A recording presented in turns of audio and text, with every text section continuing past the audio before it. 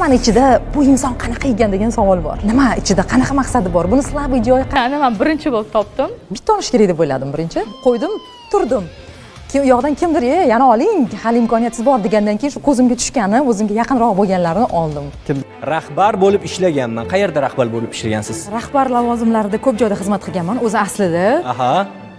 5 ta viloyatda, 7 ta regionda xizmat qilganman. Ertalabdan beri hammani nuqtai nazarim mani kiyimimda. Menda ham emas, mani kiyimimda. Qanaqa kirib kelganman, nimalar qilaman, o'qotish qurollari bormi, yoningizda yo'qmi? BC haydovchilik guvohnomam bor debsiz. Demak, yuk avtomobillarini ham hayday olasiz, shundaymi? Ha, tank ham haydayman-da.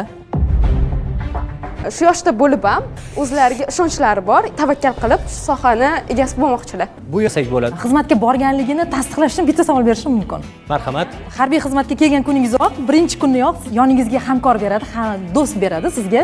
Bu sizni har qanday holatda ham yoningizda turish kerak va uni bor vujudi bilan siz yoddan bilishingiz kerak. O'shani shaxsiy raqamini ayting.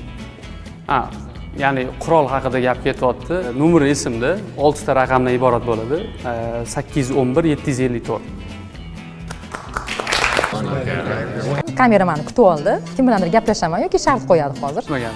Hozir polio desa polio urishim mumkin, lekin raqsga emas. Men xalaqit beryapmanmi deb nariga chiqib tursam, Raqsga tushing deganda menmi?